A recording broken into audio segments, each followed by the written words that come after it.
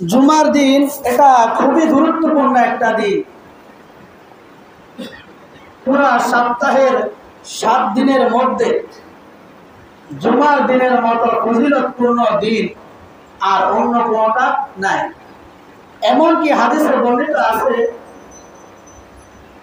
এই জুমার দিন হচ্ছে গরিবের হজের দিন। সুবহানাল্লাহ। জুমার দিন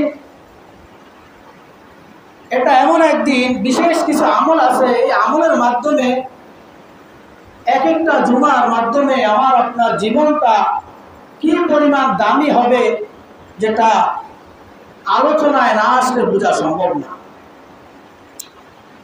আমরা আজকে সেই জুমার ফজিলত, জুমার আমল সম্পর্কে কিছু আলোচনা করবো ইনশাআল্লাহ। জুমার দিনের ব্যাপারে একটা হাদিস আছে, আবু দাউদ শরীফের 345 নম্বর হাদিস। যে ব্যক্তি জুমার দিন ভোরে ভোরে ঘুম থেকে উঠে, 1 নাম্বার খুব তাড়াতাড়ি ঘুম থেকে উঠে, আমরা তো ফজরের সময় এমনিতেই তাড়াতাড়ি উঠি, এরপরে সুন্দরভাবে পাক সাফ হয় জুমার আগে, গোসল করে পবিত্রতা অর্জন করে, এটা দ্বিতীয়। 3 নাম্বার মসজিদে আগে আগে আসে।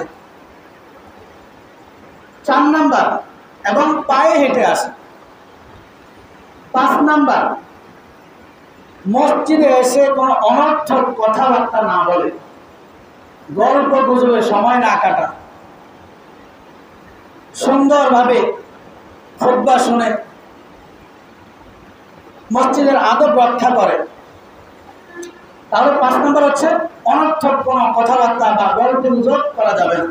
6 নম্বর মনোযোগ সহকারে খুতবা শুনে, মনোযোগ সহকারে খুতবা শুনে। খুতবা শোনা এটা একটা ওয়াজিব আমল। কোন কোন বর্ণনা মতে জোহরের 4 রাকাত ফরজ নামাজের স্থানে 2 রাকাতকে নামাজ রাখা হয়েছে জুমা, আর 2 রাকাতের পরিবর্তে খুতবা দেওয়া হয়েছে। এমনটাও বর্ণিত আছে। তাহলে খুতবা এটাও খুব বিশেষ গুরুত্ব সহকারে শোনা, খুতবা শোনা, কথাবার্তা না বলা।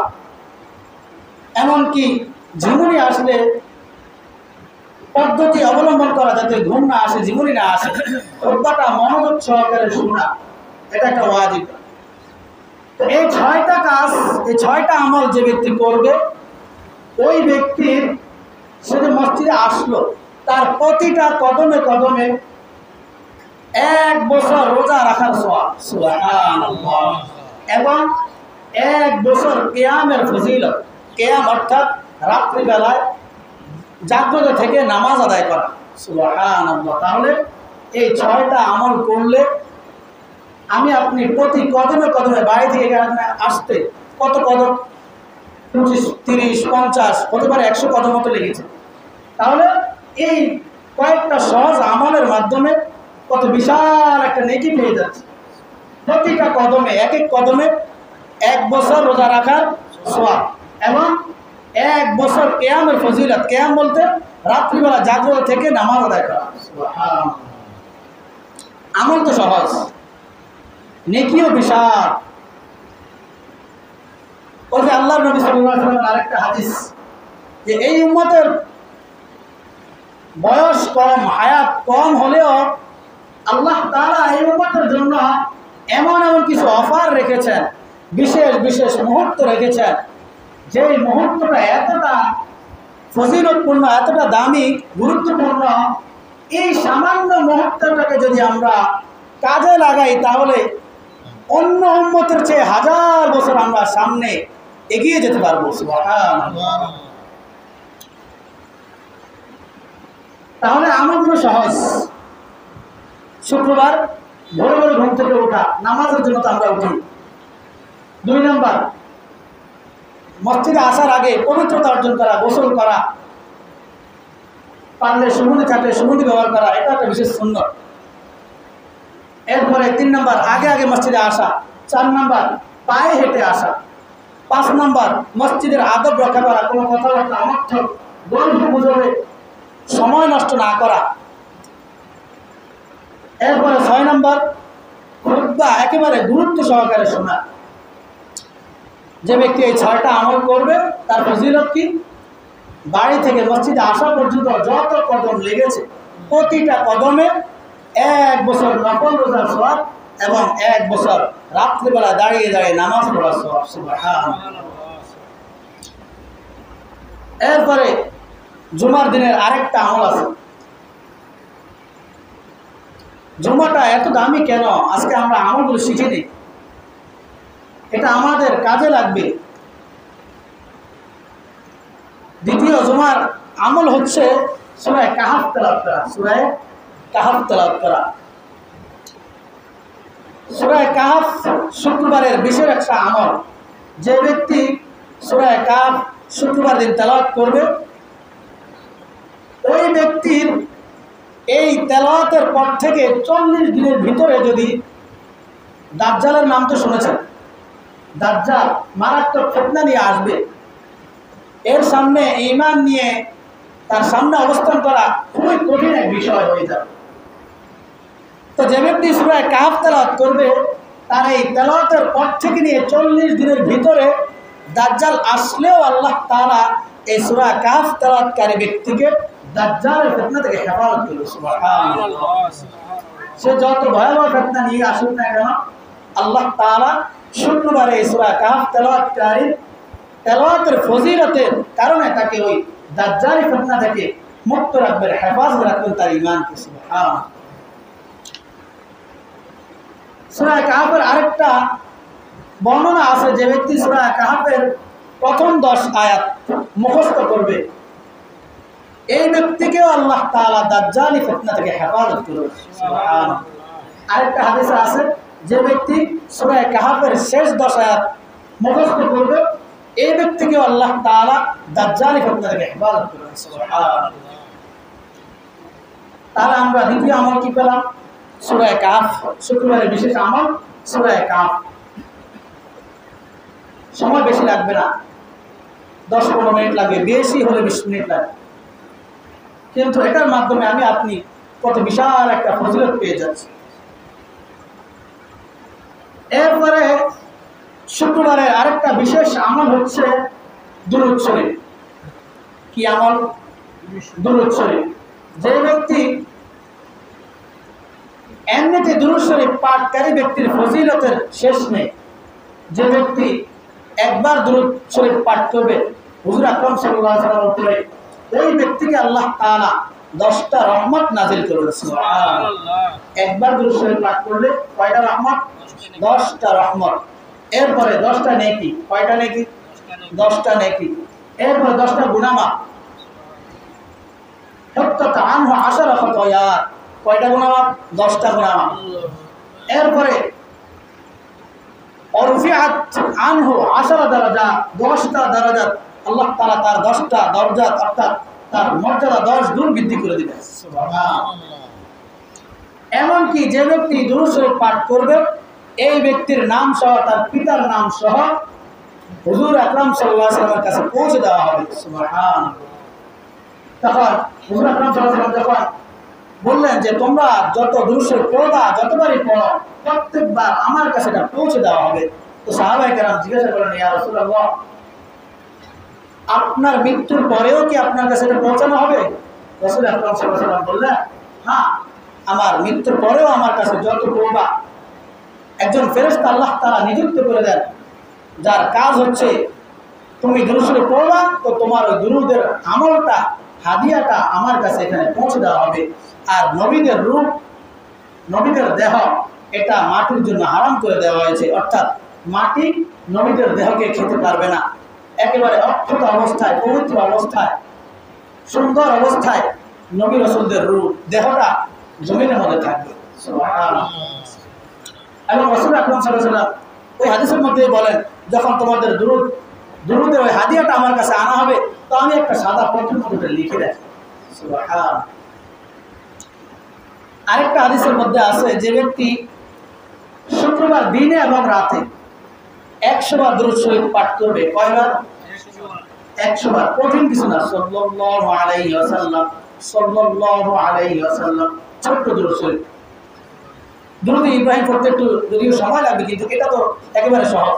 সাল্লাল্লাহু আলাইহি ওয়াসাল্লাম সাল্লাল্লাহু আলাইহি ওয়াসাল্লাম যে ব্যক্তি শুক্রবার দিনে এবং রাতে যখনই সময় পাবে পুরোটা এই 24 ঘন্টা সময়ের ভিতরে মাত্র 100 বার দুরূদ শরীফ পাঠ করবে, এই ব্যক্তির 100টা হাজত, 100টা জরুরত, 100টা প্রয়োজন আল্লাহ তাআলা পুরো করবেন। সুবহানাল্লাহ।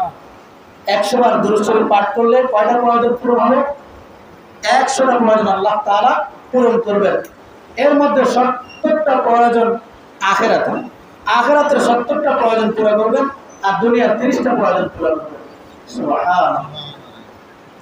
কারণ আমাদের তো আখিরাতই হচ্ছে মেইন, আখিরাত আমাদের আসল জিন্দেগি। তো শুক্রবারের বিশেষ আমলের মধ্যে আরেকটা হচ্ছে দুরূদ শরীফ বেশি বেশি পাঠ করা। যে ব্যক্তি বেশি বেশি দুরূদ পাঠ করবে তার জন্য আরেকটা সুসংবাদ আছে। ফুলসিরাত পার হওয়ার সময় এমন কিছু মানুষ এদের অবস্থা হবে, এরা চলার সময় আটকে যাবে, ঝুলে যাবে, পড়ে যেতে চাইবে, পড়ে যাওয়ার মতো অবস্থা হবে, যেতে চাইতেছে কিন্তু যাইতে পারতেছে না, ফুলসিরাত পার হতে পারতেছে না। এমন এক কঠিন মুহূর্তে দেখা যাবে তার দুনিয়াতে সে দুরূদের আমল করেছিল, তো তার ওই দুরূদের আমলটা আল্লাহ তাআলা ওই সময় ওই মুহূর্তে তার বিপদের মুহূর্তে তার এই দুরূদের আমলটা আসবে, এসে তাকে সুন্দরভাবে ফুলসিরাত পার করে নিয়ে যাবে। সুবহানাল্লাহ।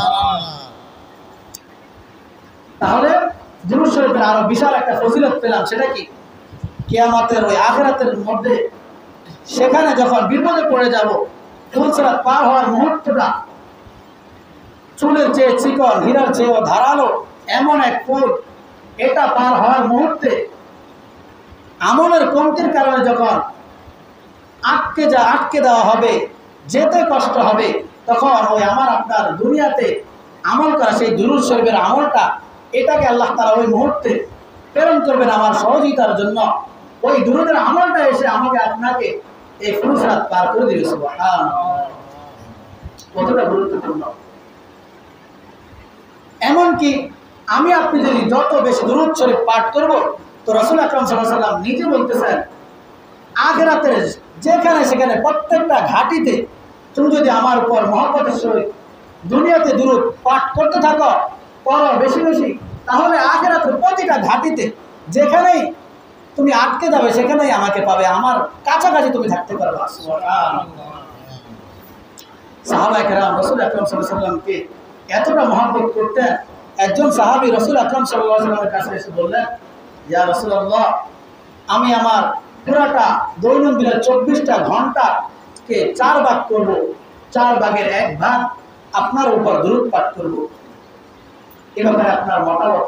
তো রাসূল আকরাম সাল্লাল্লাহু আলাইহি ওয়াসাল্লাম বললেন, হ্যাঁ, এটা তোমার জন্য ভালো হবে, দুনিয়া আখিরাতের কল্যাণ হবে, যদি আরো বেশি করতে পারো তাহলে আরো উত্তম হবে। তখন ওই সাহাবী বললেন, ঠিক আছে ইয়া রাসূলুল্লাহ, আমি আমার পুরাটা 24 ঘন্টার এই মুহূর্তটাকে 3 ভাগ করব, 3 ভাগের 2 ভাগ আপনার উপর দুরূদ পাঠ করব, যখনই সময় পাবো তখনই কাজে কর্মে থাকলেও মুখে আপনার উপর দুরূদ পাঠ করব। রাসূল আকরাম সাল্লাল্লাহু আলাইহি ওয়াসাল্লাম বললেন, হ্যাঁ, এটা তোমার জন্য উত্তম, তবে যদি আরো বেশি করতে পারো তাহলে এটা তোমার জন্য আরো কল্যাণকর হবে, আখিরাতের জন্য আরো উত্তম হবে। তো সাহাবী বললেন, ইয়া রাসূলুল্লাহ, তাহলে আমি আমার পুরো 24 ঘন্টা যখনই সময় পাবো, যখনই আমার স্মরণে আসবে সময় পাবো, আমি তখনই আপনার উপর দুরূদ পাঠ করব। সুবহানাল্লাহ। একজন সাহাবী রাসূল আকরাম সাল্লাল্লাহু আলাইহি ওয়াসাল্লামকে বললেন, ইয়া রাসূলুল্লাহ, আমার আখিরাতে আল্লাহ তাআলা আমাকে যেই জান্নাতের যেই বাড়ি দান করবেন, এখানে আমি যেখানে থাকবো সেখানে আসার আপনার তো কোনো প্রয়োজন পড়বে না, আবার আপনি যে জান্নাতে থাকবেন ওটাতে যাওয়ার যোগ্যতা বা সাহস আমার হবে না, তাহলে আমি যে আপনাকে এতটা মহব্বত করি, আখিরাত থেকে আপনার চেয়ে দূরে থাকবো? রাসূল আকরাম সাল্লাল্লাহু আলাইহি ওয়াসাল্লাম বললেন, দুঃখ করো না, দুনিয়াতে যে আমার উপর যত বেশি দুরূদ পাঠ করবে, আমাকে যত বেশি মহব্বত করবে, আখিরাতে সে আমার ততটা কাছে হবে। তাহলে শুক্রবারের আমল নিয়ে বলতেছিলাম, 1 নম্বরে 6টা আমল, ছোট ছোট 6টা আমল। আমলগুলো কি? সকালবেলা ভোরবেলা তাড়াতাড়ি ওঠা, অর্থাৎ ফজর নামাজটা জামাতের সাথে আদায় করা। 2 নম্বরে জুমার মসজিদে আসার আগে পবিত্র একেবারে পাকসাত হওয়া, সুন্দরভাবে গোসল করা, আতর থাকলে সুগন্ধি থাকলে ব্যবহার করা। এরপরে 3 নম্বরে আগে আগে মসজিদে আসা। 4 নম্বরে পায়ে হেঁটে আসা। 5 নম্বরে মসজিদে গল্প গুজব না করে অনর্থক কথাবার্তা না বলা। এবং 6 নম্বরে খুতবাটা মনোযোগ সহকারে শোনা। এই 6টা আমল যেই ব্যক্তি করবে একেবারে সহজ সহজ, তার জন্য কি ফজিলত। প্রতিটা কদমে, বাড়ি থেকে মসজিদে আসা পর্যন্ত প্রতিটা কদমে 1 বছর নফল রোজার সওয়াব এবং 1 বছর রাত্রিবেলা দাঁড়িয়ে দাঁড়িয়ে নফল নামাজ আদায় করার সওয়াব। সুবহানাল্লাহ। শুক্রবারে দ্বিতীয় আমল সম্পর্কে বলেছিলাম সূরা কাহফ তেলাওয়াত। বিশেষ এই একটা আমল সূরা কাহফ, ইনশাআল্লাহ আমরা তেলাওয়াত করব আজকে। আরেকটা আমল বলেছি দুরূদ শরীফের আমল। যে যত বেশি পাঠ করব তার আমল নামা ততই সুন্দর হবে। আমি আপনি যতই পাঠ করবো অতই রাসূল সাল্লাল্লাহু আলাইহি ওয়াসাল্লামের কাছে আমার আপনার পরিচয়, পিতার পরিচয় সহ, পরিবারের পরিচয় সহ রাসূল আকরাম সাল্লাল্লাহু আলাইহি ওয়াসাল্লামের কাছে পেশ করা হবে। আর যতবার আমার আপনার আলোচনা রাসূল আকরাম সাল্লাল্লাহু আলাইহি ওয়াসাল্লামের কাছে পৌঁছতে থাকবে, আমরা ততটাই হুজুর আকরাম সাল্লাল্লাহু আলাইহি ওয়াসাল্লামের কাছে পরিচিত হব। এটার বিশেষ ফায়দা হচ্ছে আখিরাতে প্রতিটা ঘাটিতে আমরা হুজুর আকরাম সাল্লাল্লাহু আলাইহি ওয়াসাল্লামের কাছে কাছে থাকবো, কোথাও আটকাবো না। এবং প্রতিবার দুরূদ শরীফ পড়ার দ্বারা আমার 10টা গুনাহ মাফ, 10টা নেকি পাবো, 10টা রহমত আল্লাহ তাআলা আমার জন্য নাযিল করবেন এবং 10টা দারাজাত, 10টা মর্যাদা বুলন্দ করবেন। সুবহানাল্লাহ। দুরূদ শরীফ এটা কিন্তু এমন এক আমল, যে আমলটা আল্লাহ তাআলা নিজেও করেন, ফেরেশতারাও করেন এবং আমাদেরকেও করতে বলেছেন। আমরা এই আয়াতটা আমাদের প্রত্যেকের জানা, ইন্নাল্লাহা ওয়া মালাইকাতাহু ইউসাল্লুনা আলান নবী। এর অর্থ কি? নিশ্চয় আল্লাহ তাআলা এবং ফেরেশতারা ইউসাল্লুনা আলান নবী, নবী সাল্লাল্লাহু আলাইহি ওয়াসাল্লামের উপর দুরূদ পাঠ করে। তবে ভিন্নতা আছে, আল্লাহ তাআলা দুরূদ পাঠ করেন না, বরং আল্লাহ তাআলা রহমত নাযিল করেন, ওনার দারাজাতকে বুলন্দ করেন। আর ফেরেশতারা দোয়া করে। তো ইয়া আইয়ুহাল্লাযীনা আমানু সাল্লু আলাইহি ওয়া সাল্লিমু তাসলিমা। আল্লাহ তাআলা বলতেছেন আমি নিজেও করি, ফেরেশতারাও করে, তোমরাও করো। তাহলে দুরূদ শরীফ এটা একটা আল্লাহ তাআলার নির্দেশিত আমল। দুরূদ শরীফ এটা আল্লাহ তাআলার নির্দেশিত আমল। আমি আপনি যখন দুরূদ শরীফ পাঠ করব, তো আমি এমন আমল করতেছি যে কাজটা আল্লাহ নিজেও করতেছেন, ফেরেশতারাও করতেছেন। সুবহানাল্লাহ। এতটা গুরুত্বপূর্ণ দুরূদ শরীফের আমল। এবং এই দুরূদ শরীফের আমলের মাধ্যমে আমার আপনার বহু প্রয়োজন আল্লাহ তাআলা পুরা করে দিবেন। যেটা আমরা একটু আগে হাদিস থেকে জেনেছি, যদি শুক্রবারে দিনে অথবা রাতে যে কোনো সময় 100 বার দুরূদ শরীফ পাঠ করি, তাহলে আল্লাহ তাআলা আমার আপনার 100টি প্রয়োজন পুরা করে দিবেন। তাহলে 3 নম্বর আমল গেল শুক্রবারে বিশেষ করে বেশি বেশি দুরূদ শরীফ পাঠ করা। আরেকটা দুরূদ শরীফ আছে, বিশেষ একটা দুরূদ শরীফ, যে দুরূদ শরীফটা পাঠ করলে আখিরাতে রাসূল আকরাম সাল্লাল্লাহু আলাইহি ওয়াসাল্লামের সুপারিশ আমার আপনার জন্য ওয়াজিব হয়ে যাবে। সুবহানাল্লাহ। একটা বিশেষ দুরূদ শরীফ আছে, যে দুরূদ শরীফটা পাঠ করলে হুজুর আকরাম সাল্লাল্লাহু আলাইহি ওয়াসাল্লামের জন্য ওয়াজিব হয়ে যায় যে এই দুরূদ শরীফের আমলটা করেছে তার জন্য সুপারিশ করা। দুরূদ শরীফটা হচ্ছে ছোট্ট একটা দুরূদ শরীফ, আল্লাহুম্মা সাল্লি আলা মুহাম্মাদ। এটা বলেন, আল্লাহুম্মা সাল্লি আলা মুহাম্মাদ ওয়া আনজিলহুল মাকআদাল মুকাররাব ওয়া আনজিলহুল মাকআদাল মুকাররাব ওয়া আনজিলহুল মাকআদাল মুকাররাব ইনদাকা ইয়াওমাল কিয়ামাহ। অর্থ সহজ, আয় আল্লাহ আপনি হযরত মুহাম্মদ সাল্লাল্লাহু আলাইহি ওয়াসাল্লামের উপর দরুদ প্রেরণ করেন এবং তাকে ওয়ানজিলহুল মাকআদাল মুকাররাব, আপনার নিকটবর্তী স্থান দান করেন, আপনার নিকটের, আপনার একেবারে কাছাকাছি স্থান দান করেন, অর্থাৎ সম্মান দান করেন। ইনদাকা ইয়াউমাল কিয়ামা, কিয়ামতের ময়দানে।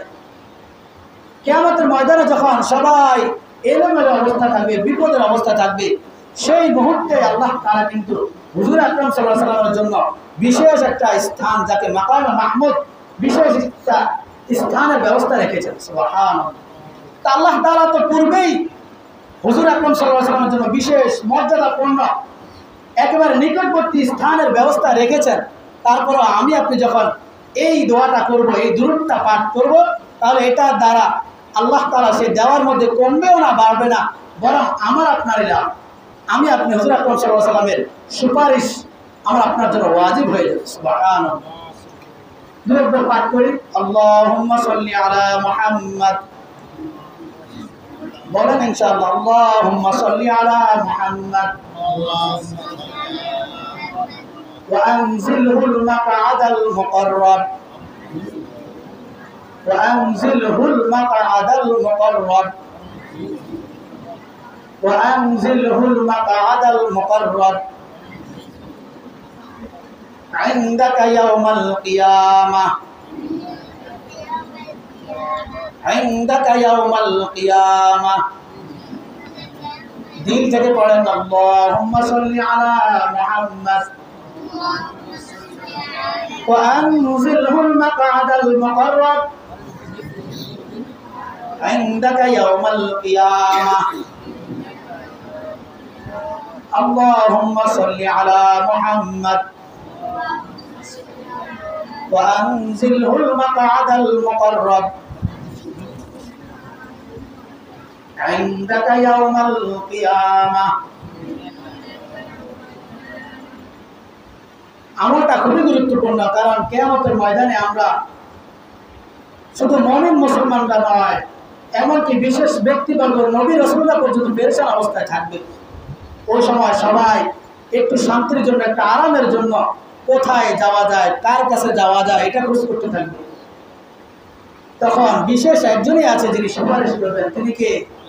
হুজুর আকরাম সাল্লাল্লাহু আলাইহি ওয়াসাল্লাম। আল্লাহ তাআলার কাছে আমাদের নাজাতের জন্য, আমাদের একটু কষ্ট কমিয়ে দেওয়ার জন্য, জান্নাতের জন্য সুপারিশ করবেন।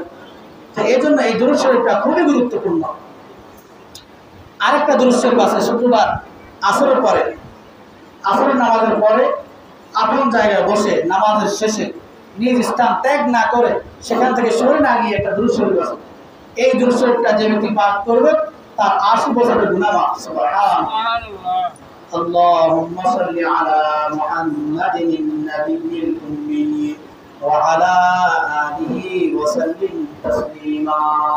দুইবার পাঠ করেন, আল্লাহুম্মা সাল্লি আলা محمد النبي الأمي وعلى آله وسلم تسليما। এই দুরূদ শরীফটা যে ব্যক্তি শুক্রবার আসরের নামাজের পরে ওই নামাজের জায়গায় বসে 80 বার পাঠ করবে, এই ব্যক্তির 80 বছরের গুনাহ আল্লাহ তাআলা মাফ করে দিবেন। সুবহানাল্লাহ। তাহলে আজকে আমরা কিছু আমল জানলাম। আরেকটা বিশেষ কথা হচ্ছে, শুক্রবার দিন এমন একটা মুহূর্ত আছে যে মুহূর্তে দোয়া করলে এই দোয়া আল্লাহ তাআলা ফিরান না। সুবহানাল্লাহ। বিশেষ একটা মুহূর্ত আছে যে মুহূর্তে দোয়া করলে আল্লাহ তাআলা দোয়া ফিরান না, একেবারেই ফিরাবেন না। ওই মুহূর্তের ব্যাপারে কিছু মতভেদ আছে। যেমন আসরের পর থেকে মাগরিবের আগ মুহূর্ত পর্যন্ত এই একটা বিশেষ সময়, এই বিশেষ সময়ের ব্যাপারে বর্ণিত আছে যে ব্যক্তি এই বিশেষ সময়ে দোয়া করবে তার দোয়া আল্লাহ তাআলা ফিরাবেন না। আরেকটা সময় হচ্ছে দুই খুতবার মাঝখানে ইমাম সাহেব যখন প্রথম খুতবা পাঠ করে একটু বসে সামান্য সময়ের জন্য, এরপর দ্বিতীয় খুতবার জন্য দাঁড়ায়। এই দুই খুতবার মাঝখানে একটু সামান্য সময় পাওয়া যায়, যে এই সময়টা বিশেষ দোয়া কবুলের জন্য একটা মুহূর্ত। সংক্ষেপে দোয়া করা যায়, রব্বানা আতিনা ফিদ দুনিয়া হাসানা ওয়া ফিল আখিরাতি হাসানা ওয়া কিনা আযাবান নার। এই দোয়ার মধ্যে দুনিয়া আখিরাত উভয়টার কল্যাণ এটার মধ্যে নিহিত আছে। সুবহানাল্লাহ। সংক্ষেপে দোয়া করা যায়, রব্বি ফির ওয়ারহাম, আল্লাহ ক্ষমা করে দেন এবং দয়া করেন, এই দোয়াটাও করা যায়।